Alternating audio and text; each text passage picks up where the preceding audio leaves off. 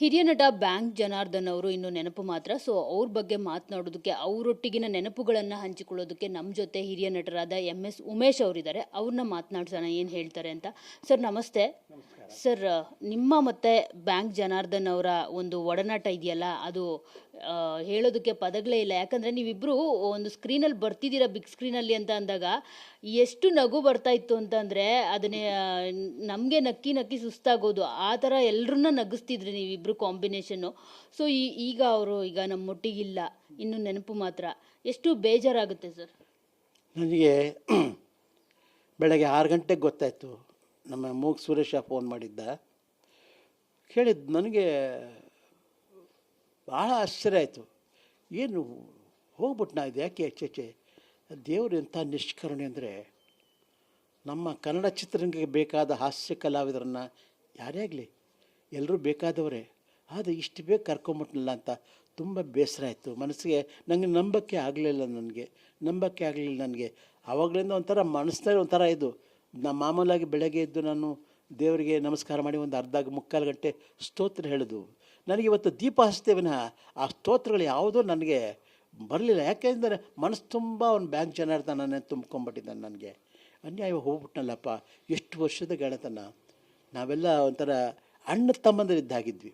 ಒಂದು 40-50 ವರ್ಷದ ಜೊತೆಗೆಲ್ಲ ಒಂದು ನಾಟಕದಲ್ಲೂ ಪಾತ್ರ ಮಾಡ್ತಿದ್ದ, ಜೊತೆ ನಾವು ಮಾಡ್ತಿದ್ವಿ, ಮತ್ತು ಸಿನಿಮಾದಲ್ಲೂ ಪಾತ್ರ ಮಾಡ್ತಿದ್ವಿ, ಸೀರಿಯಲ್ಲಲ್ಲೂ ಪಾತ್ರ ಮಾಡ್ತಾಯಿದ್ವಿ.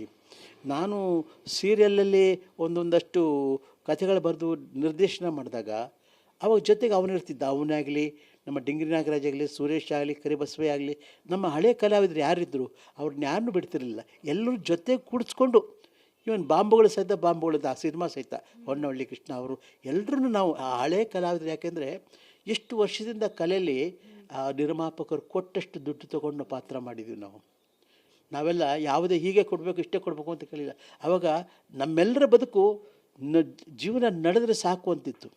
ಆ ಒಂದು ಕಷ್ಟ ಕಾಲದಿಂದ ಬಂದವರು ನಾವೆಲ್ಲ. ಇವತ್ತು ಅವನು ಹೋಗ್ಬಿಟ್ಟ ಅಂತ ಕೇಳಿದಾಗ ನನಗೆ ತುಂಬ ಬೇಸರ ಆಯಿತು. ನನಗೆ ಅವನು ನಮಗೆ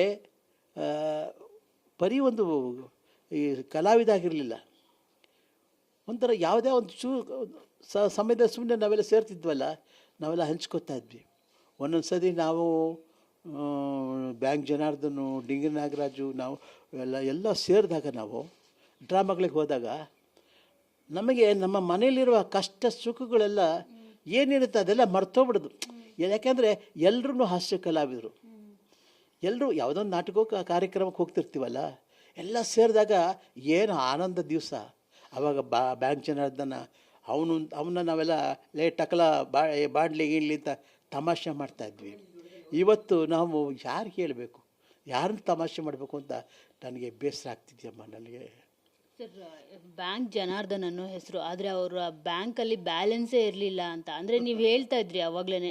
ಅಂದರೆ ನಿರ್ಮಾಪಕರು ಕೊಟ್ಟಷ್ಟು ಇಸ್ಕೊಳ್ತಾ ಇದ್ವಿ ನಾವು, ಯಾವುದೇ ಡಿಮ್ಯಾಂಡ್ ಮಾಡ್ತಾ ಇರಲಿಲ್ಲ ಅವ್ರಿಗೆ. ನಮ್ಗೆ ಜೀವನ ನಡೆದ್ರೆ ಸಾಕು ಅನ್ನೋ ಥರ ಇತ್ತು ಅಂತ ಹೇಳ್ಬಿಟ್ಟು ನೀವು ಈ ಥರ ಮಾಡ್ಕೊಂಡು ಬಂದಿರೋದಕ್ಕೆ ಅಂತ ಅನಿಸುತ್ತೆ ಇವತ್ತು ಬ್ಯಾಂಕ್ ಜನಾರ್ದನ್ ಆದ್ರೂ ಬ್ಯಾಂಕಲ್ಲಿ ಬ್ಯಾಲೆನ್ಸ್ ಇಲ್ಲ ಅನ್ನೋ ಥರ. ಅದು ಮತ್ತೆ ನೋಡಿ, ಅವನ ವೈಯಕ್ತಿಕ ಒಂದು ತೊಂದರೆಗಳ ಆರ್ಥಿಕ ಪರಿಸ್ಥಿತಿ ಆಗಲಿ, ಬೇರೆ ಒಂದು ಮನೆ ಪ್ರಾಬ್ಲಮ್ ಆಗಲಿ, ಅವನು ಯಾವತ್ತೂ ಹೇಳ್ಕೊಳ್ತಿರ್ಲಿಲ್ಲ. ಯಾವತ್ತು ಎಲ್ಲರ ಜೊತೆ ಸೇರಿಬಿಟ್ರೆ ನಗ್ತಾ ಇರೋನು. ಇವತ್ತು ನಾವೇ ಆಗಲಿ, ಇವತ್ತು ನಮ್ಮ ಮನೆಯಲ್ಲಿ ಇದು ಬೇಕಾದಷ್ಟು ಕಷ್ಟ ಇದೆ, ಬೇಕಾದಷ್ಟು ತೊಂದರೆಗಳು, ನೋವು, ನಮ್ಮ ದೇಹಗಳಂಥ ನೋವುಗಳು ಅದು ಇದೆ. ಆದರೆ ನಾವು ಹೊರಗಡೆ ಬಂದಾಗ ಸ್ನೇಹಿತರ ಹತ್ರನೇ ಆಗಲಿ, ಮತ್ತು ಈ ಹೊರಗಡೆ ಪ್ರಪಂಚಕ್ಕಾಗಲಿ ನಮ್ಮ ನೋವನ್ನು ನಾವು ತೋರ್ಪಡಿಸ್ಕೋಬಾರ್ದು. ಯಾಕಂದರೆ ಜನ ನಮ್ಮನ್ನು ಕಾಮಿಡಿ ಆರ್ಟಿಸ್ಟ್ ಅಂತ ತಿಳ್ಕೊಂಬಿಟ್ಟಿರ್ತಾರೆ.